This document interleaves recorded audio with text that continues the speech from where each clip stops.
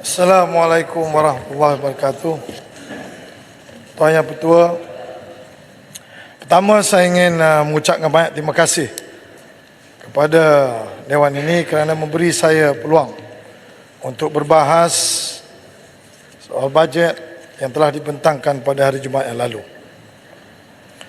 Tuan Yang Pertua, dalam laporan World Economy Outlook Oktober 2023 oleh International Monetary Fund atau IMF yang baru diterbitkan minggu lepas, IMF meramalkan ekonomi dunia akan bertumbuh lebih perlahan tahun 2024, iaitu hanya 2.9% berbanding tahun ini yang dijangka berkembang hanya 33%.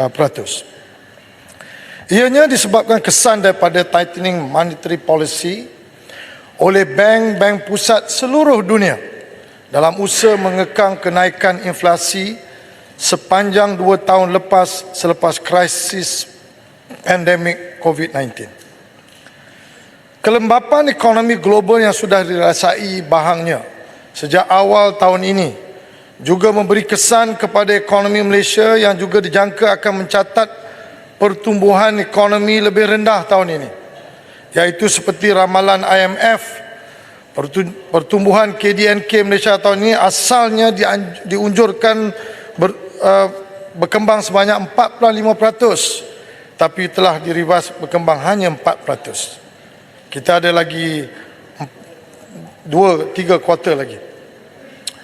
Begitu juga World Bank yang awal tahun ini meramalkan ekonomi Malaysia pada 2023 akan berkembang 4.3%. Kini meramalkan hanya berkembang pada kadar 3.9%. Sebagai negara yang mempunyai jumlah dagangan ekspor dan import lebih besar daripada saiz KDNK negara, dengan nisbah jumlah dagangan kepada KDNK setinggi 160%, tempias kelembapan ekonomi global yang juga dirasai oleh negara kita apabila ekspor negara pada tahun ini menguncup 6 bulan berturut-turut sejak Mac awal tahun ini, yang disebabkan oleh juga kelembapan ekonomi rakan dagangan negara kita seperti China dan Amerika. IMF dan World Bank meramalkan pertumbuhan ekonomi China akan lebih perlahan tahun depan kepada 4.2% daripada 5%. China juga akan turun dan ekonomi Amerika Syarikat juga akan berkembang lebih perlahan daripada 2.1% kepada 1.5% sahaja. Kedua-dua ekonomi terbesar dunia ini merupakan rakan dagangan Malaysia yang pertama dan yang kedua terbesar, dengan jumlah dagangan kita dengan China mencecah 487 bilion dan Amerika Syarikat mencecah 267 bilion.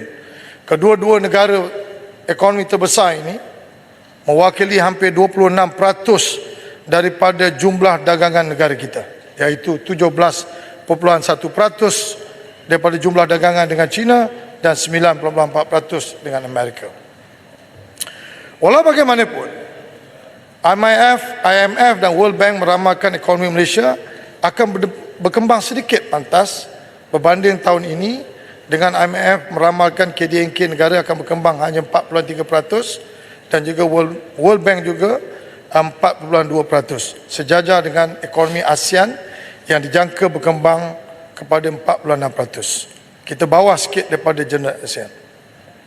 Saya bawa kepada Dewan ini mengenai isu global ini kerana Malaysia ini adalah merupakan satu negara yang mempunyai ekonomi terbuka. Kita berdagang, kalau kita tengok dari segi trade kita mewakili hampir 160% daripada kita punya GDP. Sudah tentu apa yang berlaku dalam dunia ini, kita tidak boleh lari daripada terkesan. Tuan Yang Dipertua, cabaran ekonomi global yang berada di luar kawalan kita tidak menampakkan tanda-tanda penghujungnya, dengan beberapa kejutan ekonomi berterusan yang dijangka akan berlarutan, seperti kadar faedah dunia yang tinggi, ekoran kenaikan kadar faedah oleh bank-bank pusat seluruh dunia untuk melawan kadar inflasi yang tinggi. krisis iklim dengan persekitaran cuaca yang tidak menentu yang akan mengurangkan pengeluaran makanan di seluruh dunia, seterusnya meningkatkan harga makanan seperti yang kita hadapi hari ini, iaitu harga beras yang melonjak akibat negara-negara pengeksport tidak lagi mahu mengeksport kepada negara lain kerana mereka lebih menumpukan kepada negara mereka sendiri. Krisis geopolitik dengan perang Rusia-Ukraine yang tidak berpenghujung dan krisis Timur Tengah yang baru-baru ini kita berdepan dengan serangan rejim penjajah Zionis ke atas penduduk Gaza juga meningkatkan lagi ketidaktentuan global economy pada masa akan datang. Dalam keadaan ekonomi negara kita yang masih dalam fasa pemulihan daripada krisis pandemik COVID-19 yang mencengkam kita selama 2 tahun, kerajaan perlu bersedia untuk negara kita menghadapi global stagflation, iaitu keadaan pertumbuhan ekonomi yang perlahan, inflasi yang tinggi dan kadar pengangguran yang tinggi. Kadar inflasi Malaysia yang semakin perlahan dan lebih rendah berbanding negara-negara lain dan juga kadar pengangguran yang sudah semakin pulih kepada sebelum pra-pandemik berisiko meningkat semula jika ekonomi global terus terjerumus dan terperangkap dalam situasi ini.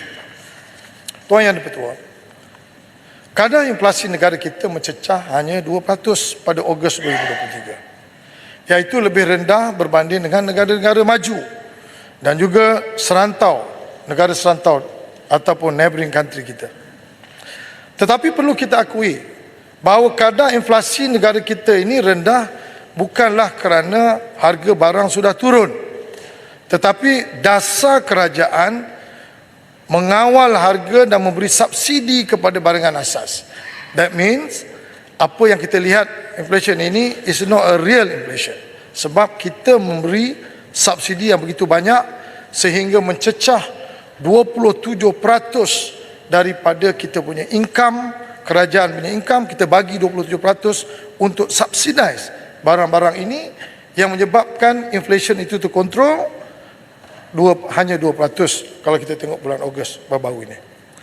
Dasar kawalan harga dan subsidi pukal memberi tekanan kepada kewangan kerajaan apabila harga komoditi dunia terus melambung seperti yang kita alami sepanjang 3 tahun yang lepas, apabila harga komoditi seperti jagung, soya, hari ini kita berdepan dengan beras, meningkat berkali-kali ganda. Ekoran itu kerajaan membelanjakan hampir 3.8 bilion hanya semata-mata untuk mesti mengawal harga ayam dan telur. Dulu kita tak pernah subsidize ni, sebab ayam dan telur dalam negara kita ni kita self sustain. Ayam lebih daripada 100% kita punya production. Telur 110%. Kita tak pernah rasa short. Tapi oleh kerana komoditi-komoditi telah meningkat begitu tinggi, corn, soybean meal, maka akhirnya kita berdepan dalam masalah di mana kerajaan menetapkan harga ayam dan telur ini menyebabkan banyak peternak-peternak dan pemain-pemain industri tidak lagi mahu masuk anak-anak ayam ini untuk dibela, kerana apabila dia dah sampai umur 40 atau 42 hari, dia jual, dia rugi kerana harga makanan ayam telah meningkat 2-3 kali ganda. Tuan Yang di-Pertuan, di sebalik kadar pengangguran yang menurun dan kini berada pada paras 3.4%, iaitu kadar terendah sejak sebelum COVID-19, skill related underemployment rate pula meningkat kepada 37.4% berbanding 36.2% tahun lepas. Dengan jumlah mereka yang underemployed mencecah 1.9 juta. Di samping kita suka tengok kadar pengangguran ini telah balik daripada 5% jatuh kepada 3.4%, tetapi kita juga jangan terlupa pandang underemployment yang telah mencecah 1.9 juta dibandingkan pre-COVID, dia hanya lebih kurang dalam 1.3. Menyetah begitu tinggi. Ini menunjukkan bahawa keadaan sebenar pasaran buruh kita masih tidak pulih sepenuhnya apabila semakin ramai mereka yang bekerja dalam pekerjaan yang lebih rendah daripada kelayakan akademik dan kemahiran mereka.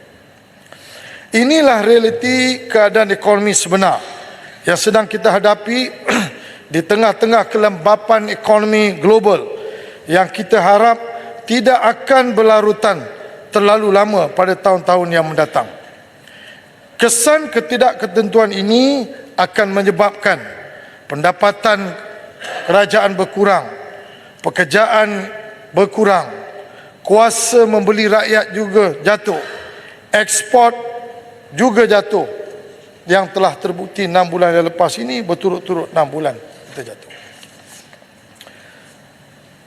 Tuan Yang di-Pertua, saya agak tertarik perbincangan yang telah dibawa oleh Larut soal food security.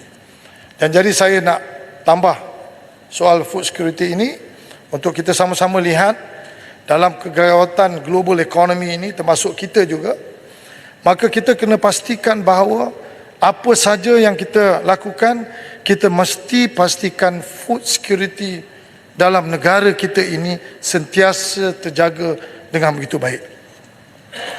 Dalam perbahasan kajian separuh penggal RMK 12 bulan lepas, saya menyentuh perkara berkaitan food security yang sangat penting, terutamanya dalam keadaan negara kita berdepan dengan masalah kekurangan beras dan dalam pasaran. Import makanan negara kita sekarang ini meningkat setiap tahun. Iaitu pada tahun 2018 kita hanya mengimport makanan sekitar 50 bilion. Tahun lepas kita mengimport 75 bilion. Saya jangkakan pada tahun 2023 kadar import makanan ini juga akan terus meningkat, kerana kalau ikut bacaan saya, baru sampai bulan 8 dia sudah mencecah lebih daripada 50 bilion.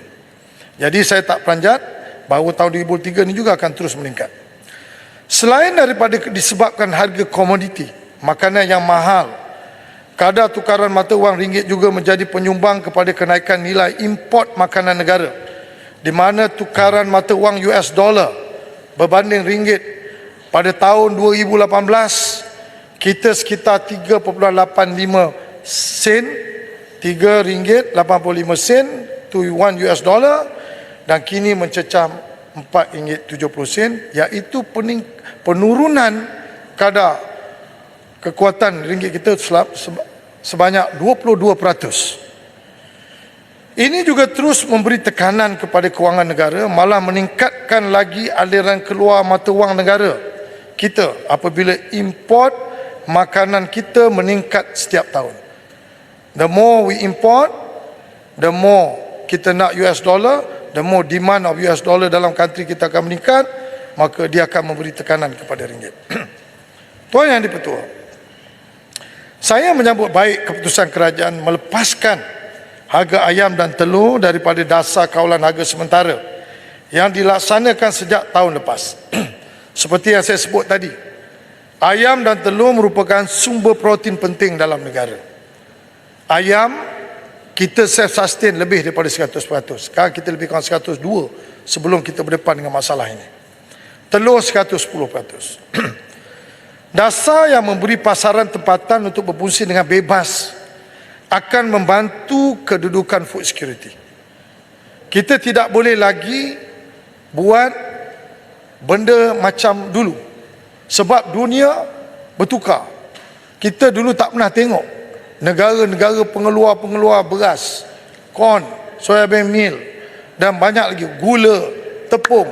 Mereka hari ini dia lebih kepada konsep protectionism. Jadi kalau dia buat protectionism dan kita dalam negara kita barang tak cukup, kemudian kita sekat dan kita put the ceiling price yang tidak munasabah, akhirnya peniaga-peniaga dan juga mereka yang terlibat dalam industri-industri ini tidak akan mahu meneruskan perniagaan mereka, kerana mereka merasakan setiap kali dia buat, dia rugi. Walaupun kita bagi subsidi sebahagian daripada mereka, tetapi subsidi ini kadang-kadang tidak sampai kepada pengusaha-pengusaha dan juga pemain industri kena ada leakages. Jadi sebab itu dalam keadaan ini kita kena pastikan bahawa saya nak recommend bahawa hari ini kalau kita nak buat apa-apa pun, kita kena pastikan bahawa kita mempunyai data yang tepat. Kalau kita cerita soal household, kita mesti ada maklumat household itu dengan tepat.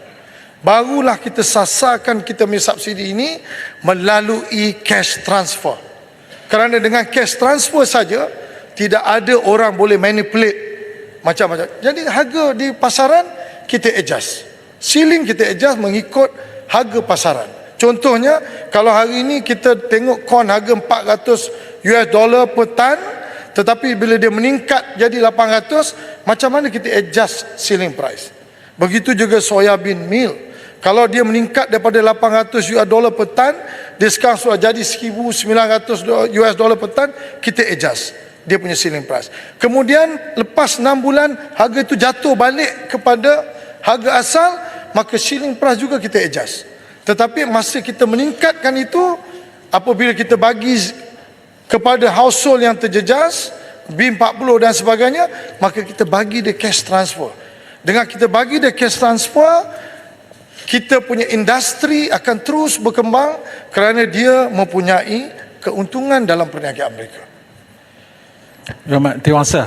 Tuan Yang di-Pertua, boleh mohon sikit pencerahan. Tuan Yang di-Pertua, untuk pengetahuan Dewan ini, harga ayam dan telur ini kembali stabil hari ini. Apabila harga makanan ayam seperti jagung dan kacang soya dunia kini kembali menurun, dia turun balik.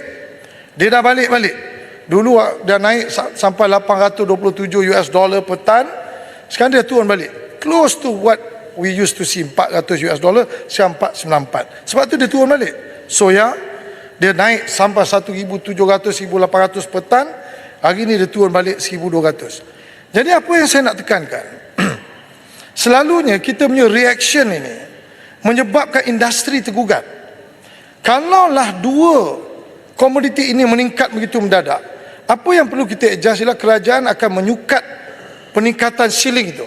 Kalau kita increasekan shilling ini untuk supaya peniaga ini boleh membeli corn, soya bean meal dan menternak ayam dan mengeluarkan telur dan dia boleh untung, maka kita raiskan shilling. Tapi kepada mereka yang terjejas akibat peningkatan harga ini, maka kita bagi dia cash transfer. Kemudian cash transfer ini boleh ditarik balik apabila shilling price ini dah kembali normal, kita reduce balik the shilling price, maka duit cash transfer ini pun kita ambil balik. Jadi konsep ini kita boleh dapat dua kebaikan. Satu ialah kita pastikan bahawa rakyat B40 miskin, tegar, miskin, dia tidak terjejas kerana kerajaan membantu dia melalui cash transfer. Manakala industri yang terlibat dalam perniagaan ini tidak terjejas, dia tak tutup, kemudian dia terus untung, kerajaan dapat cukai, kemudian pekerja-pekerja tak diberhentikan, maka impak kerajaan akan lebih besar kalau dibandingkan kita cuba nak kontrol price dan kita bagi subsidi pukal tapi tak sampai kepada sasaran. Titi Wangsa. Belakang sini. Sit dulu kot. Okey, sit. Bagi Dewang lah. Nanti kita bagi. Bagi kawan dulu. Okey. Terima kasih Titi Wangsa. Beberapa senario yang dibawa oleh Titi Wangsa tadi, kebanyakan kalau tidak semuanya berkenaan dengan kebergantungan Malaysia kepada perdagangan dalam USD. Dan apabila dasar yang dibuat oleh Fed peringkat Amerika Syarikat memang mengenakan atau bawa naya kepada kita kat Malaysia, apakah pandangan Titi Wangsa dengan Malaysia mengambil pendekatan untuk kita mula, mungkin istilah de-dollarization tu berat sikit, tetapi kita nak mengurangkan risiko kebergantungan kepada Amerika Syarikat. Itu satu langkah yang perlu kita ambil dan telah pun kita mula ambil walaupun sebahagian kecil. Tetapi waktu yang sama, bagaimana kita nak meredakan suara-suara di luar sana, khususnya daripada Amerika Syarikat sendiri dan juga sekutu-sekutunya, bahawasanya kononnya Malaysia ni mula nak menyending ke belah sana. Sebelah sana tu siapa tak tahulah, tapi tidak menyending kepada Amerika Syarikat untuk kita kekal kukuh berdagang dengan Amerika Syarikat. How do we square that circle dengan izin?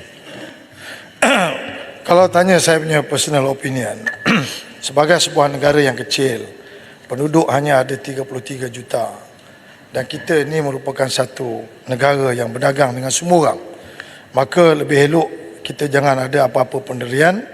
Kita jaga negara kita, kita kawan dengan semua orang. Tuan dan Pertua, industri ayam dan telur ini, dia adalah merupakan satu signifikan dari segi dalam negara kita. Nilai dia hampir lebih 13 bilion. Industri ini lebih daripada 13 bilion. Jadi kalau industri yang kita build self-sufficient lebih daripada 13 bilion, kalau kita tak jaga, saya takut industri ini mungkin lama mungkin turun. Dan daripada kita self-sustain jadi tak self-sustain.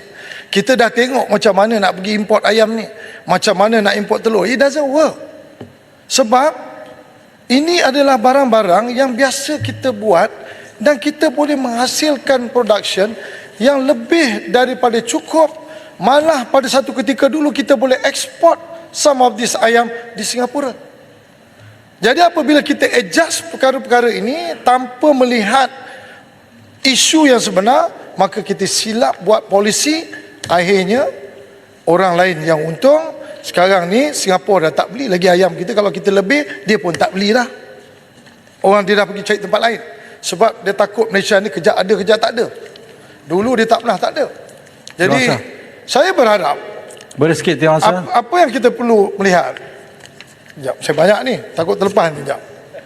Apa yang perlu kita lihat hari ini, seperti yang saya sebut tadi, kita adjust shilling price, kita help the affected families ataupun household. That is the concept.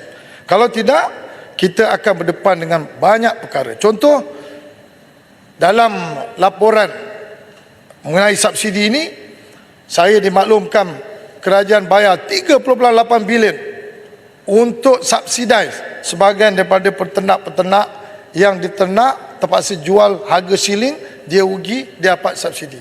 Tapi subsidi ni kebanyakan daripada mereka ni tak dapat on time. Sampai 4, 5, 6 bulan, 7 bulan tak dapat subsidi. Macam mana dia nak masukkan the new input? Jadi bila dia tak masukkan new input, maka lama production yang kita biasa buat 110%, 120%, maka dia stop, dia tunggu subsidi sampai. Subsidi tak dapat, dia tak boleh masuk, modal tak ada. Modal pusingan tak ada. Akhirnya kita semua akan terjejas. Tuan yang dipertua, saya ada mencadangkan perkara yang sama berkait dengan masalah beras putih tempatan yang sedang dihadapi negara kita hari ini. Kita produce lebih kurang dalam 1.6 juta metrik tan. Kita paksa orang jual RM26 10 kg, iaitu RM2.61 kg. Kita ada cuma 1.6 juta metrik tan. Negara perlukan beras 2.5 juta satu tahun. Kita hanya produce 1.6 juta. Kemudian kita terpaksa import. Sebelum ini, sebelum ada konsep of protectionism dalam mana-mana negara pengeksport, jadi kita boleh import banyak tempat. India, Thailand, Vietnam, Cambodia, and kita allow them to compete, kita beli yang mana buah masuk. Tapi hari ini semua harga beras putih import ini, dia telah meningkat begitu tinggi. Dan bukan saja kita tak boleh beli, kalau kita ada duit nak beli pun dia tak mau export some other country. Jadi ini adalah satu perkara yang sangat membahaya. Kerana apa? Beras ini, orang Malaysia ni kalau 3 hari dia tak makan nasi, saya tak tahu apa nak jadi. 3 hari, tak percaya cuba try. Cuba try, dah cuba try lagi. Cuba. 3 hari 4 hari tak makan. Majority tak boleh tahan. Sebab itu beras ni sangat penting. Sekarang ni kita ada 62%. Subsidi yang kita bagi kepada peternak-peternak begitu banyak. 3 bilion, lepas tu harga jualan padi jadi ni baru ni naik lagi. Kemudian bagi lagi RM500 subsidi. Banyak subsidi yang kita bagi ni, tetapi every peternak kita ni adalah peternak yang dia panggil peternak subkontraktor. Dia Ni sub ni, cerita pasal sub ni, saya nak kongsi sikit ni. Saya pun ada buat research ni. Kenapa banyak subsidi yang dapat daripada peternak ni, tapi dia panggil apa, kenapa dia tak successful lah untuk buat benda ni. Rupanya daripada mula tanam, lepas tu nak jaga, lepas tu nak tuai, lepas tu nak hantar ke kilang, semua orang, sama ada Bangla buat, Nepalese buat, Myanmar buat. Tokey tak ada, Tokey kerja tempat lain. Some of them. Tapi because ni benda yang bersubsidi, jadi subsidi akan pergi kepada mereka. Saya tak ada masalah. Tetapi apa yang saya nak tekan hari ini ialah, saya nak kerajaan melihat balik semula ni harga beras putih tempatan. Apabila beras ini masih kekal dalam keadaan RM26, you bagi subsidi macam mana sekalipun, banyak industri rantaian ini dia tidak boleh untung. Sebab apa dia tak boleh untung? Subsidi go to the pesawar, pengilang tak dapat, jadi pengilang dia tak boleh jual harga ni at RM26. Sedangkan beras putih daripada luar negara masuk, dulu dia boleh jual 21, 22, sekarang ni dia jual 35, 36, 30 sampai 40 pun ada. Jadi peniaga-peniaga restoran dalam negara kita ni, beribu-ribu restoran, kedai makan, kita biasa memang makan luar. Tapi apa yang saya nak tekankan, mereka ni dulu beli beras import yang murah. Kalau dia beli basmati, semua tak apa, sebab itu different market, target market. Tapi beras putih ni adalah untuk rakyat kebanyakan yang di luar sana. Jadi dia beli beras murah. Jadi beras murah ni dah tak ada. Nak beli beras import tu dah jadi mahal, maka dia orang akan menumpukan untuk beli beras putih tempatan ini. Sebab itulah berlakunya kekurangan beras. Jadi bila berlaku kekurangan beras ini, kita nak cuba buat enforcement. Impossible you nak buat enforcement. Begitu satu negara nak buat enforcement, macam mana? Akhirnya you jumpa pengilang-pengilang, kalau buat enforcement, dia tengok padi ada, tapi dia tak proses. Dia tak pack lagi. Pasal dia tahu harga RM26. Jadi dia tak proses. Kalau dia proses, dia nak kena pack. Dah pack, dia tak boleh simpan, dia kena jual. Jual RM26, dia tak boleh untung. Akhirnya sama ada dia cari jalan campurkan beras putih tempatan dengan beras import, campur, dan dia declare sama ada import supaya harga lebih dapat, dia boleh jual tinggi. Ataupun kalau harga import kurang, yang putih tempatan dia declare putih tempatan. Dua-dua dia boleh untung. Kalau harga import jatuh, dia declare itu tempatan. Kalau harga import naik, dia declare itu import. Akhirnya pesawar-pesawar kita kena tekan. Kita bagi subsidi, dia tahu pesawar dapat subsidi, dia tekan harga padi lagi bawah. Sebab dia pun nak untung. Jadi dia tak boleh dalam rantaian. Dia tak boleh seorang untung, seorang rugi. Jadi konsep ini, saya rasa kalau kita semua boleh melihat ini, saya percaya beras ini boleh jadi lebih daripada 100% self-sufficient. Sebab hari ini kita buat 700,000 hektar. Kita punya setiap hektar pesawar-pesawar kita produce melalui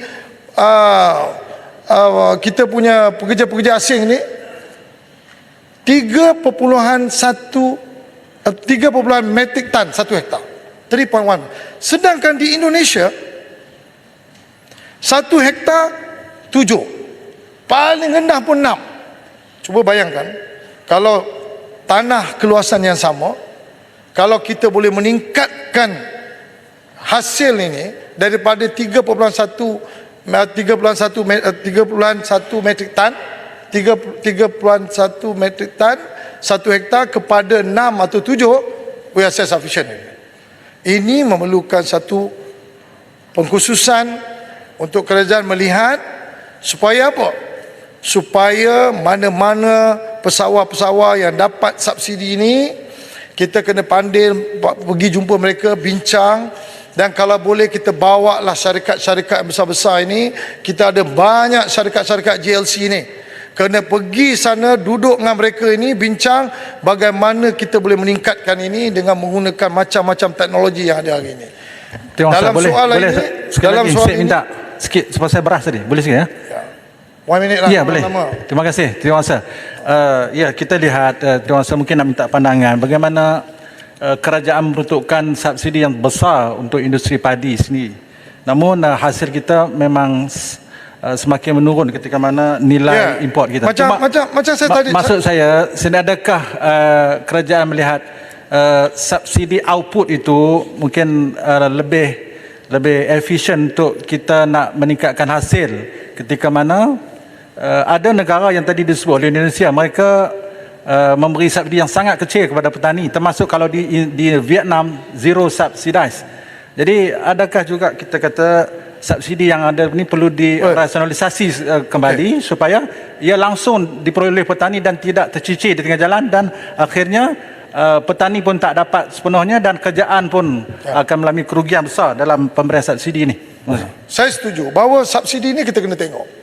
Sebab tu kalau kita boleh double the output, tanah keluasan yang sama tapi kita boleh double the output, sebenarnya dia akan memberi satu keuntungan besar dalam industri ini. Industri ini bukan kecil. Dalam kita buat 1.6 ini, dalam tak efisien kita ni, industri ini sudah mencecah hampir 5-6 bilion industri. Jadi kalau kita buat betul-betul ini adalah satu industri yang saya cukup yakin kita boleh buat. Sebab kita short lebih kurang 37% ya. And I think we can do this. Apa yang saya nak tekan ialah, saya selalu apabila cerita soal beras ni, saya cukup tertarik bila melihat sebuah negara yang tak berapa maju kalau dibandingkan kita dulu, iaitu Vietnam. Vietnam ini pada satu ketika dia adalah merupakan sebuah negara macam kita, dia produce rice tapi tak cukup. Dia import rice. Tetapi selepas itu, apabila ada krisis komoditi, maka kerajaan membuat keputusan menumpukan sepenuh perhatian kepada rice ini. Hari ini Vietnam hari ini merupakan pengeksport beras yang ketiga terbesar hingga mencecah 40 ke 45 million metric ton. Why? Sebab ada pengkhususan melihat itu. Syarikat-syarikat yang terlibat dalam ini adalah syarikat-syarikat yang besar dan dia menjaga semua farmers. Kalau hari ini farmer buat 2 kali tanaman, lepas tu on average tiap-tiap bulan dapatlah lebih kurang dalam 7-800, dia jaga tu 7-800 dia bagi every month. Tak payah tunggu 6 bulan, lepas tu 6 bulan tak payah dia bagi. Tetapi tanah-tanah dia tak ambil. Tanah tu masih milik pesawat. Tetapi dia cuma dapat managekan semua ni, and then dia ambil semua apa yang kerajaan bagi dari segi bantuan, infrastruktur, teknologi, everything, dalam masa yang begitu dahsyat, singkat, dia dapat menjadi pengeluar terbesar minyak, beras yang ketiga di dunia. Tuan dan Ketua, saya juga nak menyentuh sikit. Saya dah cerita pasal ayam, beras, sebab saya rasa penting food security ni. Begitu juga saya nak bawa soal isu daging lembu. Selain daripada beras, negara kita juga bergantung kepada import daging lembu, yang mana nisbah kebergantungan import atau import dependency ratio untuk daging ini melebihi 85%. Yang bermakna pengeluaran daging lembu di negara kita hanya mencukupi untuk menampung 15% daripada keperluan tempatan. Selebihnya semua kita import. Pada tahun 2022 kita mengimport 250,000 tan daging lembu dengan nilai 3 bilion, di mana 80% daripada negara-negara dari ini adalah datang daripada negara India dan selebihnya dari Australia, Brazil, beberapa buah negara lain. Yang paling besar ni kita import ke India. Yang India ni dia bukan daging lembu, dia daging kerbau. Masuk kedai mamak ni kita makan semua daging kerbau lah. Kalau daging lembu dia expensive. Tapi apa yang saya nak tekankan, dia menyupakan satu benda yang sangat penting dalam sistem pemakanan kita. Kalau kita tak lihat benda ni, satu ketika nanti apabila perkara negara-negara ini tidak mahu mengeksport kepada kita, ataupun negara-negara ini ada masalah dengan kita dari segi isu, jadi sudah tentu dia akan menyekat kita. Jadi maka kita tidak ada food security. So sebab tu saya nak tekankan bahawa kita kena melihat food security ini dengan begitu-begitu rapi, dan kita tak boleh main agak-agak. Kalau kita ikut agak-agak ni tak jadi ni. Sebab ini adalah perkara yang kita kena lihat bukan hanya 2-3 tahun. Kita kena tengok dari segi 5-10 tahun. Dari segi kita macam mana kita menyusun strategi kita membangunkan ladang-ladang kelapa sawit dalam negara kita sehingga kita menjadi pengeksport kelapa sawit kedua terbesar di dunia selepas Indonesia. Datuk yang betul, saya juga ingin menyentuh soal subsidi bersasar. Tadi Larut ada sebut subsidi bersasar, dan jadi saya pun nak masuk subsidi bersasar ini kerana penting. Tahun lepas, kerajaan membelanjakan sebahagian besar daripada subsidi untuk bahan api, iaitu termasuk petrol, diesel, LPG, dan juga sehingga mencecah hampir 62 bilion. Jika kita bandingkan dengan jumlah peruntukan cash transfer yang kita bagi kepada sumbangan tunai rahmah, iaitu lebih kurang, saya anggap lebih kurang 10 bilion. Rahmah kita bagi 10 bilion. Tetapi subsidi yang kita bagi yang tidak bersasar ini hampir 4 kali ganda daripada apa yang kita bagi kepada bantuan cash transfer rahmah ini. 4 kali ganda. Tapi yang itu tak bersasar. Yang ini bersasar. Yang ini tak bersasar tapi 4 kali ganda.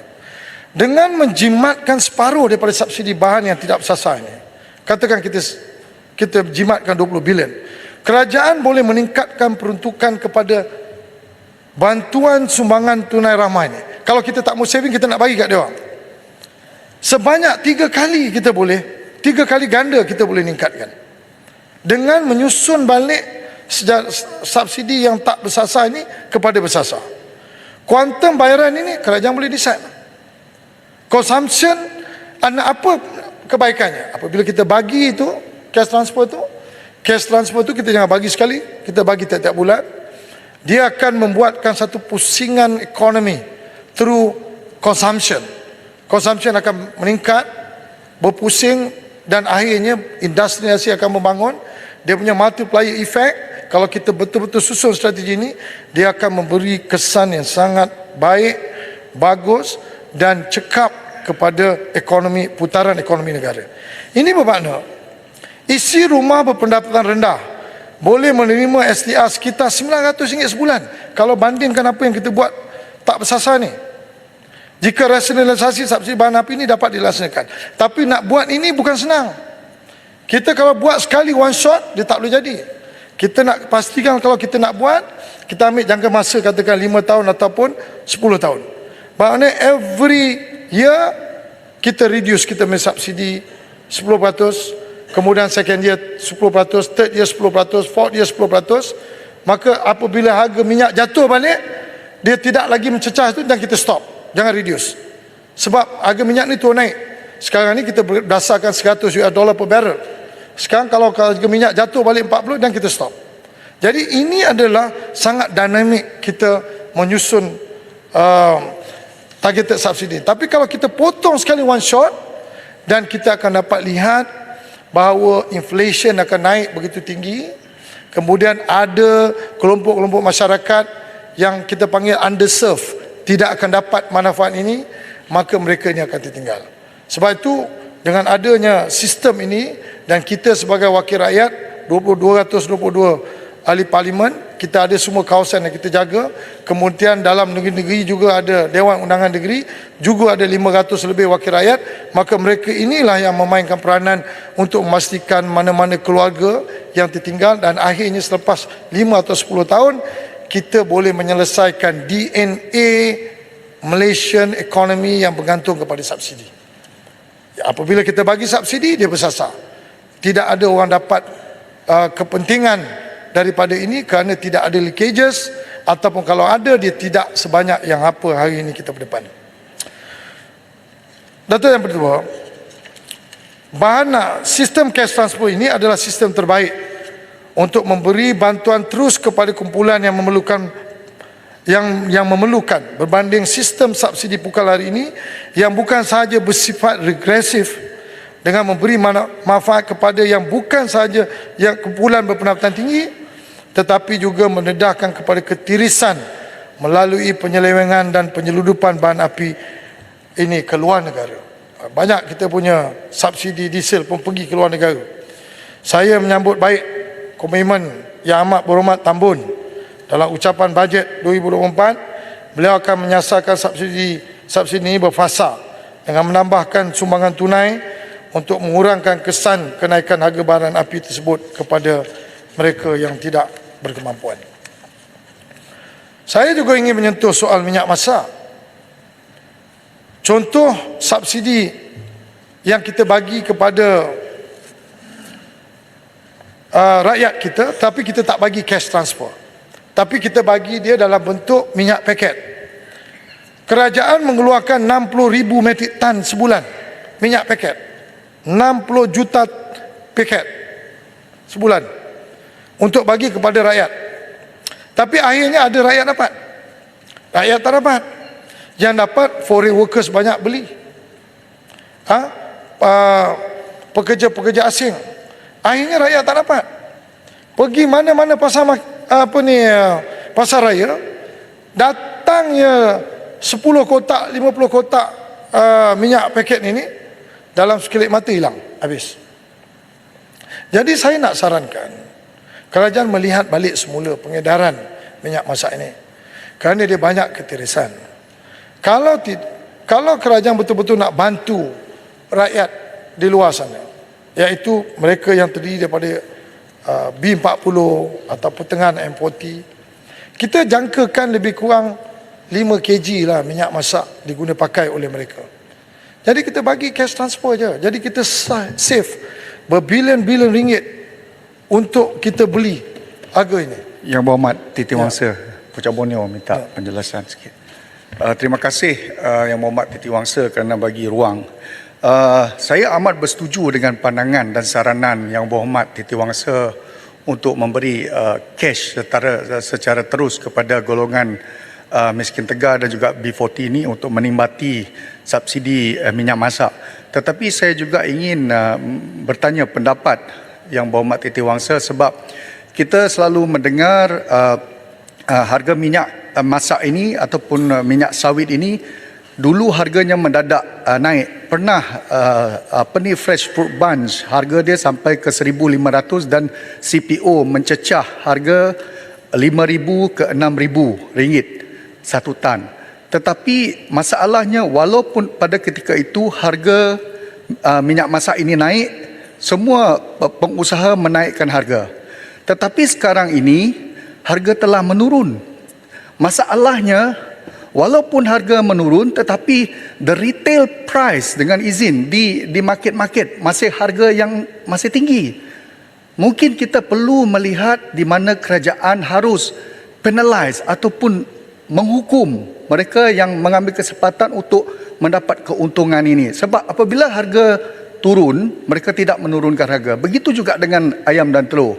Sebab hari ini kita punya makanan ayam semua sudah turun, tapi harga ayam tak turun, harga telur tak turun. Jadi ada di dalam rangkaian pemakanan itu ataupun the value change, ada pihak-pihak tertentu yang mengambil kesempatan untuk mengambil keuntungan. Apa pendapat Yang Berhormat Titi Wangsa? Saya sebenarnya bersetujulah. Sebab tu saya cakap, ini adalah satu isu yang sangat kompleks. Kompleks maksud saya ialah perkara ini sebenarnya dia memerlukan pendetailan. Selalunya yang kita nampak apabila polisi kita tak berjaya ni, kerana ada dalam rantaian itu dia rugi. Dia tidak dapat dia punya subsidi, dia tak dapat dia punya keuntungan. Sebab tu dia tertinggal. Macam minyak masak ni. Kita semua tahu. Saya nak fokus balik minyak masak ni. 60 juta paket kita bagi kepada orang. Lepas tu tak sampai kepada orang, kepada rakyat. Kemudian kita pula kena bagi subsidi. Waktu harga CPO naik sampai 6,000 lebih per metrik tan, kita punya subsidi bagi 60 juta paket ni tiap bulan combine hampir 4 bilion. Kalau 4 bilion kita habis, dapat kepada orang ni tak apa, tak dapat. Jadi saya merasakan bahawa let's change kita punya style of bagi subsidi ni. supaya mereka boleh dapat benda itu dengan cara kita suruh dia pergi beli dengan harga pasaran, tapi kita dah subsidise dia cash transfer. Kalau dia pakai satu bulan 5 kg, kemudian dia pakai dalam masa 3 bulan, itu pandai dia lah. Tapi kalau kita start nak feed dia pasal minyak paket ni, akhirnya minyak paket ni fall into a wrong person, wrong family, wrong industry. Dia orang datang buat ni, kadang-kadang some of this leakage pergi ke jadi ekspor, jadi kita rugi. Jadi Talin Jaya minta celah sikit. Belah kiri. Okay. Pak Speaker. Saya tertarik dengan cadangan yang kita baiknya berikan tunai secara langsung berbanding dengan kita bagi subsidi tetapi terdapat ketirisan. Namun kalau kita berikan satu kuantum yang sekaligus kepada mereka, adakah rakyat juga akan mudah lupa bahawa saya dapat tu tapi tak guna untuk beli dan lupa sebenarnya kerajaan yang memberikan bantuan untuk menyelesaikan keperluan asas. Maka saya ingin tanya, cadangannya adakah kita boleh memberikan subsidi, masukkan dalam akaun dan kita boleh itemizekan apa jenis subsidi yang kita berikan dalam bentuk tunai kepada mereka, masuk dalam akaun mereka supaya mereka tahu ini adalah jasa kerajaan. Terima kasih. Dia sebenarnya kalau macam kita nak bagi, kalau penggunaan itu untuk setahun, kita bagi awal-awal bulan Januari, memang habislah duit tu. Kita kena bagi tiap-tiap bulan untuk dia punya subsistence, untuk beli barang-barang yang dah naik. Tapi barang-barang ni nanti dia akan naik turun. Tetapi industri secara keseluruhan dia tak terjejas. Yang paling penting kita kena protect industri ni, kerana industri ni akan boleh bagi kita self-sufficient in term of supply. Kalau kita tidak ada supply tapi ada demand, kita akan berdepan dengan masalah yang sangat besar dan lebih besar daripada soal kita nak cerita pasal nak bagi cash transfer ni. Cash transfer ni kita boleh pulang. Saya nak sebut figures ini. Pada tahun 2022, jumlah subsidi yang kita bagi 77.3 bilion, mewakili 26.3% daripada government revenue. Dalam masa yang sama, Petronas bagi kita dividen 50 bilion, kita collect daripada Petronas 19 bilion untuk pita tax, kemudian kita dapat 6 bilion royalty tax, jumlah dia 75 bilion. Cuba bayangkan, Petronas bagi kita 75 bilion setahun, ini yang figure saya sebut ni, habis kita bagi kepada subsidi, kepada yang kita spend 77 bilion untuk subsidi. Bermakna hasil Petronas yang kita dapat tiap-tiap tahun ini sebenarnya habis ke subsidi. Kalau habis ke subsidi, dia sampai kepada targeted, dan tak apa. Saya nak bagi sebut Sovereign Wealth Fund from Petroleum Revenue. Kita wujudkan satu, kita panggil KUAN, Kumpulan Wang Amanah Negara, yang datang daripada royalty ni. 1988 kita tubuhkan fund ini untuk simpan duit Petronas ni. Kita cuma ada hari ini 4.7 bilion US hari ini. Norway also pengeluar minyak petroleum. 1990 dia wujudkan fund ini. Hari ini dia USD 1.15 trilion dia punya cash reserve, dia fund punya reserve. Timor Leste dia baru wujud fund ni 2005. Hari ini dia ada 17.7 bilion. Apa yang saya nak tekankan, kita sebenarnya negara kaya, tapi duit yang kita dapat ini sebenarnya kita menstruktur kita punya subsidi ini banyak yang tak kena. Akhirnya kalau kita continue buat benda ni, kita akan berdepan dalam satu keadaan kita dah tak ada solution lain. Harap-harap Petronas ni continue lah bagi kita duit banyak tu. Ya. Okey. Tuan yang betul, saya juga dengan menyentuh pasal FDI. Ya. Pelaburan adalah komponen penting dalam ekonomi negara dengan ianya menyumbang hampir 20% daripada saiz KDNK negara. Pelaburan mencipta pekerjaan untuk rakyat, membina kapasiti untuk kita mengeksport barangan kita keluar negara dan meningkatkan ekspor kita, menjana pendapatan kepada negara dan kerajaan. That is how important a foreign direct investment. Kemasukan pelaburan dalam negara juga menyokong kadar tukaran mata wang ringgit. Apabila mereka datang ke negara kita ni, dia bawa duit dia tukar kepada ringgit, demand ringgit naik, duit dia kita simpan, jadi kita punya international reserve. Walau bagaimanapun, pelaburan yang diumumkan mestilah kita realiskan untuk benar-benar negara kita mendapat manfaat kepada pelaburan tersebut. We must get that to realise it. Di sini peranan agensi seperti MIDA untuk memastikan segala bentuk kelulusan yang diperlukan di setiap peringkat untuk merealisasikan pelaburan tersebut dikemas kini dan disemak pada kadar yang secepat mungkin. Setakat separuh tahun ini, MIDA telah mengumpulkan 63.3 bilion pelaburan asing yang telah diluluskan, bukan realise, diluluskan. Tetapi mengikut DOSM, setakat 6 bulan pertama ini, pelaburan langsung asing yang masuk hanya 15.1 bilion, iaitu USD 3.2 bilion. Berbanding dengan Indonesia, 6 bulan pertama ni realize saja 45.2 bilion USD. Vietnam USD 13.4 bilion. Kita 3.2 bilion. Ini data adalah UNCTAD. Ini data yang dikeluarkan oleh agensi yang diiktiraf sebagai satu reference point. Tuan Yang di-Pertua, selain daripada pelaburan langsung asing ini atau FDI, komponen pelaburan yang lain yang tidak kurang penting adalah pelaburan portfolio yang melibatkan pelaburan dalam pasaran kewangan kita seperti saham dan bond dalam negara kita. Tahun lepas, aliran pelaburan portfolio negara kita menyaksikan aliran keluar bernilai 50 bilion, dan setakat 6 bulan pertama tahun ini aliran keluar pelaburan portfolio mencecah 25.2 bilion. Sejak 2018 hingga ke Jun 2023 berlaku aliran keluar pelaburan portfolio bernilai 188.4 bilion daripada pasaran kewangan negara kita. Pada tahun 2017, market capitalization pasaran equity di Bursa Malaysia mencecah 1.9 trilion. Hari ini sekitar 1.7 trilion, konsisten dengan aliran keluar hampir 200 bilion pelaburan portfolio keluar daripada negara kita. Kesannya, dia secara tak langsung dia memberi kesan kepada kita punya kedudukan mata wang kita. Indeks FBM KSE pada suatu masa memegang rekod the longest bull run in the world, memegang rekod kenaikan nilai pasaran saham 12 tahun berturut-turut sejak 2008 hingga 2018. 1,836 indeks akhirnya jatuh kepada 1,290 hari tahun lepas, dan ini naik balik 1,440.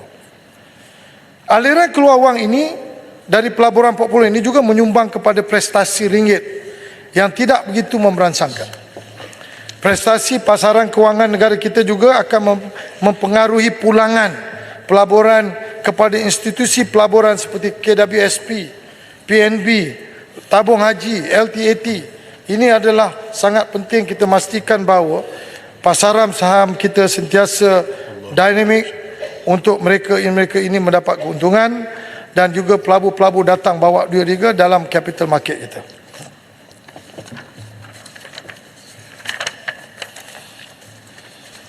Itu yang betul. Saya juga ingin menyentuh soal government link company. Petikan bajet 2024, kalau saya boleh bacakan di sini. Petikan bajet yang telah dibaca oleh Yang Amat Berhormat Tambun, saya agak tertarik dengan perenggan ini. Institusi utama negara kita tidak boleh lari daripada matlamat asal penubuhan. Salah takbir urus lampau juga memaksa kerajaan menanggung kerugian tabung haji 20 bilion ringgit, Felda 10 bilion ringgit, LTAT 2 bilion ringgit. Dalam berdepan masalah, amatlah tidak wajar institusi utama membuat penyelesaian menjual aset strategik.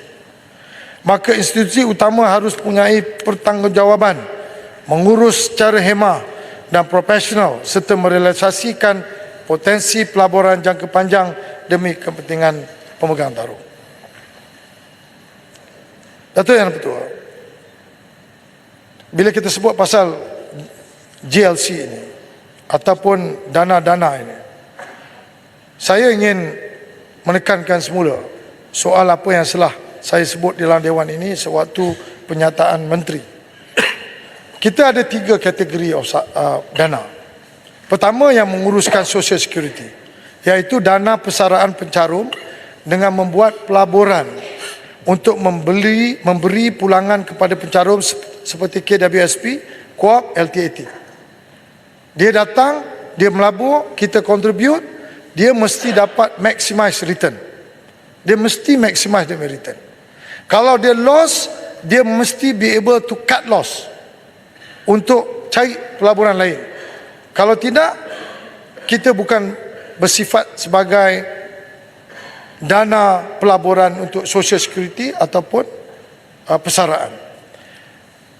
Type kedua atau jenis kedua ialah sovereign wealth fund yang memegang equity strategik dalam syarikat-syarikat berkaitan selain daripada memberi pulangan kepada kerajaan seperti Khazanah Nasional dan Kuan.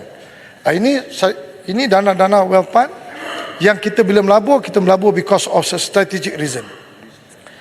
Yang ketiga ialah syarikat pengurusan dana dan untuk tujuan spesifik seperti PNB.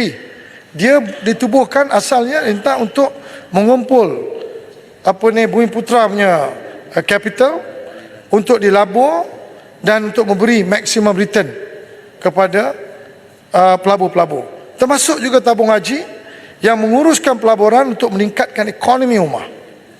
Selain menjadi operator tunggal ibadah haji dan juga jemaah haji. Yang saya nak tekankan ini ialah kerajaan kena melihat balik semua. Mereka-mereka yang mengendalikan ketiga-tiga jenis fund ini, mereka mestilah bertanggungjawab sepenuhnya daripada pengurusan hingga kepada lembaga pengarah untuk memastikan bahawa semua ini tidak berbalik-balik kepada kerajaan. Kalau dia berbalik-balik kepada kerajaan, bermakna kerajaan ini bukan sahaja mentadbir negara, menjaga kerajaan, nak kena tadbir bisnes. Banyak syarikat-syarikat ini akhirnya apabila dia ada masalah, dia akan pergi balik-balik kepada kerajaan melalui fund-fund ini untuk keluar modal lagi besar. Sebab kita tidak reti nak faham dari segi konsep pelaburan dana. Bila kita melabur dana ini, kita lihat banyak negara-negara dunia ini, bila dia melabur dana, dia tidak lebih daripada 5-10%. Dia melabur 10-15% dalam mana-mana industri, syarikat, kemudian tengok pengurusan bagus, dia meningkatkan dia punya pelaburan. Daripada 5% ke 6%, 7%, 8%. Ataupun 10%, maksimum. Dan dia tak payah participate dalam dia punya management. Sebab dia fund, dia dana. Kemudian kalau dia rugi, jadi dia tengok management tak bagus, cut. Dengan izin, Just jual. terima kasih. Sejujurnya, saya rasa misi dan visi Yang Berhormat Titi Wangsa berkenaan ekonomi agenda tu sangat jelas. Banyak baiknya juga. Saya dengar daripada isu rasionalisasi subsidi pergantian kepada bantuan tunai. Cuma saya perlu ingatkan bahawa perkara ini ditentang dengan begitu jelas dan oleh pimpinan yang kini berada dalam kerajaan. I cut it short at that lah. Cuma masalahnya timbul, Yang Berhormat, adalah apabila rakyat merasai subsidi dikurangkan tetapi pada masa yang sama pembaziran diteruskan. Tadi Yang Berhormat Titi Wangsa kongsikan strategi pelaburan. Sebagai contohnya, boosted plantations. Yang apabila bermasalah, kini kerajaan perlu bail out 2 bilion ringgit bersertakan GG, government guarantee. Sebelum ini boleh divest tetapi akhirnya kerajaan mengambil alih terus. Almost 100% share dan ini merupakan pegangan LTAT. So bagaimana rakyat nak mengikat perut merasai pengurangan subsidi tetapi pada masa yang sama bail out masih berlaku dan pembaziran masih diteruskan. Terima kasih. Saya dalam konteks ini saya ingin melihat ada dua perkara yang berbeza. Sebenarnya kita melalui pengalaman baru hari ini. Sebab dunia perniagaan di luar sana mencabar. Kita bukan lagi hanya cerita soal Malaysia. apabila sebuah syarikat itu telah disenaraikan di Bursa Saham Kuala Lumpur, Bursa Saham Malaysia, dia sudah menjadi syarikat publik. Bila publik ini, dia bukan sahaja orang Melayu saja invest, ada orang bukan Melayu dan juga ada dana-dana asing datang dalam negara kita, dia membeli saham-saham di bursa saham. Jadi apabila dia membeli dana saham-saham di bursa saham, sudah tentu dia aspek pengurusan itu menjaga syarikat-syarikat ini jangan sampai rugi. Sebab dia public listed company, kalau rugi, syarikat kerajaan dah tak boleh nak jual. Sebab tu saya nak sarankan pada kerajaan, mana-mana syarikat yang kerajaan merasakan strategik, jangan dibawa ke pasaran saham, bursa saham. Tak payah pergi listing. Kalau dia strategik, tak payah pergi listing. Macam Felda, kita listing FGV, baguslah intention, tetapi kita tidak ada pengurusan yang boleh mengawal selia FGV ini sehingga kan rugi. Bila rugi, kita pula nak ambil balik, nak jadi dia private. Lepas tu bila kita nak beli saham, tak dapat pula 100%. Masih lagi listed, duit dah keluar. Jadi akhirnya neither here nor there. Jadi apa yang saya nak tekankan, kalau kita konsisten dengan kita punya approach, mana-mana yang nak pergi listing ni, kita dah anggap sebagai pelaburan yang kita nak maximize kita punya return. Kalau kita tak ready for that, then kita keep dalam mana-mana agensi kerajaan, kita supaya pastikan dia jangan ada pergi go for listing. Sebab kalau tidak ada masalah di luar, kita nak bawa dana-dana yang luar datang ini menguatkan kita punya pasaran saham, menguatkan kita punya kedudukan ringgit. Tapi kalau kita dah confused dari segi macam mana nak menyelesaikan masalah ini, akhirnya yang penting lah kita cakap sekarang ni, bahawa kerajaan have no choice except to bail out. Terima kasih. Walaupun dah habis waktu dah. Terima kasih. Sikit. Kalau boleh diizinkan Datuk Yang Dipertua, saya mendengar sejam tekun mendengar Titi Wangsa. Ya, pada saya pokok pangkal the gist of this debate yang dibawa oleh Titi Wangsa, saya terpaksa merakamkan di sini satu kelompangan di segi pentadbiran dan tadbir urus governance-nya kerajaan Madani ini dalam banyak perkara yang dibangkitkan oleh Titi Wangsa. Di apa yang dikatakan sebagai, dengan izin, the non-existence of a monitoring body, sama ada dari sudut subsidi, sama ada dari sudut pasaran modal, sama ada dari sudut implementasi NETR, energy transition dan sebagainya. Kalau dulu, minta maaf kalau saya terpaksa menggunakannya, I wouldn't want to refer to this, kita ada pemandu. Maybe that's a bad word now, tetapi dengan tidak adanya daripada kerajaan satu badan yang memantau sama ada implementation strategy, monitoring targets and achievement, dan semuanya ini, yang sebab itu pelaksanaan polisi ini termasuklah dari segi membuat keputusan sama ada tentang fund flow yang keluar contohnya, itu pun tidak ada siapa yang mantau. Sovereign wealth fund contohnya, tak ada siapa yang mantau. Titi Wangsa, bersetujukah Titi Wangsa kalau perkara ini kita tanya kepada menteri tentang kepentingan wujudnya satu badan yang seperti ini? Terima kasih Titi Wangsa. Titi Wangsa, Okey. boleh sikit je lah. Malan, okey. Terima kasih. Titi Wangsa. Speaker baru duduk tadi, ada dia bagi masa sikit. Speaker. Saya tertarik apa pandangan diberikan oleh Titi Wangsa, dan saya setuju. Banyak pandangan yang diberi adalah ke arah membina agensi ataupun badan-badan di bawah kerajaan. Cuma satu Titi Wangsa nak bertanya. Kebanyakan kegagalan agensi tabung haji ke, Felda ke dan lain-lain ada akibat daripada pengurusan yang tidak jujur. Menjalankan banyak biasanya berlaku penyelewengan, rasuah, penipuan dan sebagainya, dan menyalahgunakan agensi ini. Jadi akhirnya banyak mereka yang diambil tindakan undang-undang, pergi mahkamah, kena kes. Saya minta pandangan Titi Wangsa. Mereka ni biasa ni dilantik oleh pihak kerajaan, tak kira siapa kerja. Hari ini pun begitu juga keadaannya. Dan akhirnya bila mereka melakukan kesalahan, berlaku rasuah, penyelewengan dan sebagainya, kerajaan akan cari jalan membela mereka ini.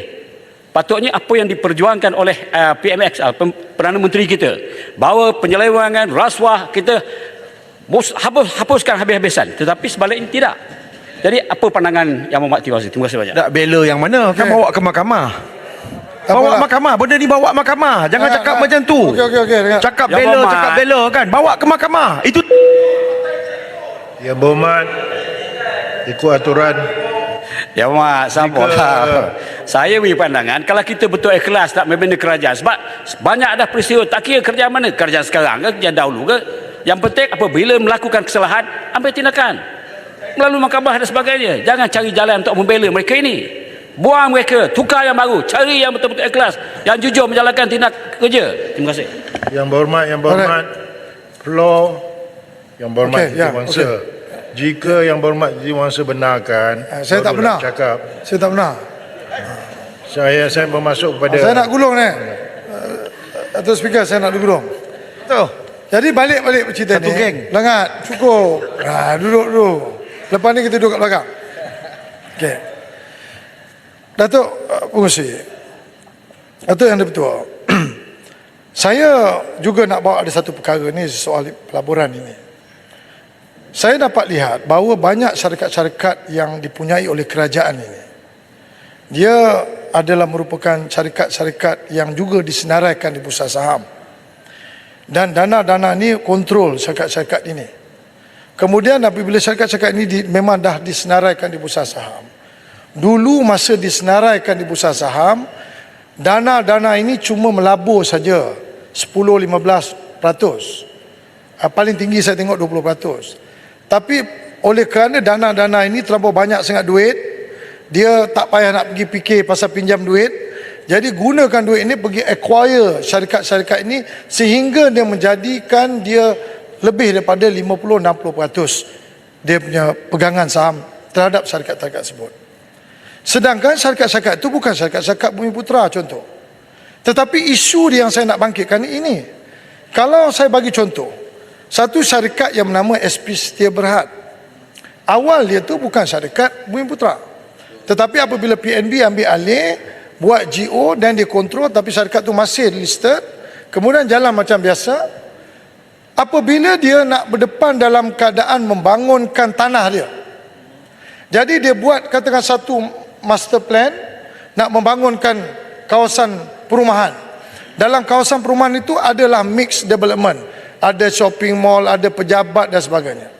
So jadi banyak benda dia nak buat, maka dia ambil sebahagian daripada tanah itu, dia jual kepada satu syarikat lain untuk buat office, supaya dia create a mixed development environment. Dia tak buat bangunan tu, tapi dia jual tanah tu, portion of the land untuk build. Kemudian dia on sign agreement dengan SP Setia, dengan syarikat, another syarikat public state company, buat pergi dapatkan kelulusan daripada kerajaan. Dan kerajaan tak bagi kelulusan. Jadi kita tanya kenapa kerajaan tak bagi kelulusan. Ni dia orang mengadu dengan saya ni. Saya cakap kenapa tak? Oh pasal yang nak beli ni bukan Bumiputera. Saya dah cakap, ini adalah satu sistem yang merosakkan kedudukan syarikat yang kita kontrol ataupun dana tu kontrol. Akhirnya dia tak boleh jual.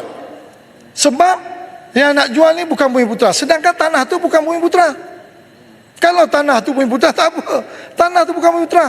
Lepas tu tak apalah. Nak konsisten ni. Kemudian bila Bosted jual hotel di Bukit Bintang, boleh pula. Jadi tak konsisten. Yang ini yang saya cakap, pelabur-pelabur confused. Dia tak konsisten. Dia bukan sebab saya tak setuju nak jaga tanah ni, tetapi kalau tanah tu memang untuk dibangunkan, jadi kalau ada orang datang nak beli tanah nak bangun dan dia provide a strategic punya collaboration dalam masa dia membangunkan perumahan itu, ada orang lain bangunkan pejabat, ada orang bangunkan komersial, why not? So, tak boleh. Jadi akhirnya apa jadi berlaku? Terbengkalai, tak boleh buat. Dan dia pula kalau dia nak buat, SP Setia nak buat bangunan tu, dia nak sewa kepada siapa? Jadi inilah yang sebenarnya saya cakap tadi, sebenarnya bukan ada salah kerajaan ke apa. Sebenarnya kita kena put back to basic. Pemahaman ini sangat penting. Kalau kerajaan melabur kerana strategic reason, then you keep that strategic reason, jangan pergi public listed company. Strategic reason. Alright? Kemudian you tak boleh sekejap private, sekejap public, lepas tu tak puas hati public tak boleh buat apa, nak take over pula tak dapat 100%, masih lagi public, duit dah keluar banyak, tak boleh. You can't do that. So apa yang saya nak tekankan, dah tiba masanya kita tak boleh tengoklah yang kat belakang-belakang ni. Kita go move forward. Forget about the past. Let's move forward, start a new one, then orang nampak benda ni baru. Kalau nak cerita siapa salah ni, tu saya ceritalah. Banyaklah kita boleh ungkit benda ni. So I already said enough on this. Saya rasa let's move forward. Let's kita tengok. Kalau benda-benda yang kita rasa dulu syarikat ni listed company dikontrol oleh LTAT. Satu lagi syarikat listed company dikontrol oleh PNB. PNB tak boleh tapi yang ni boleh. Yang itu boleh, yang itu tak boleh. Tak boleh. Dia kena ada standard. Jadi orang faham. Kalau tak boleh jangan pergi listing. That's it. Jadi kita pelabur pun confident dengan kita. Dan kemudian lagi banyak lagi fund akan masuk. Bila dana ni semua datang dalam negara kita, apa berlaku? Maka kita punya currency juga akan improve. Sebab dia datang, dia bukan bawa ringgit, dia bawa US dollar, dia bawa euro, dia bawa renminbi, dia bawa macam-macam currency. Tukar dengan ringgit, dia ringgit punya demand. Gimana? So I think kita kena tengok benda ni secara holistik. Tak boleh bila ada satu benda kita ada masalah, firefighting. You cannot. So and I believe both side lah.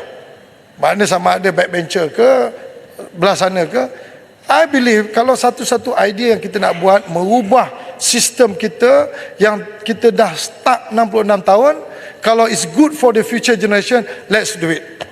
Jadi Datuk Yang Di-Pertua, saya sekali lagi ingin ucapkan terima kasih dan saya mohon menyokong rang undang-undang pembekalan 2023. Sekian.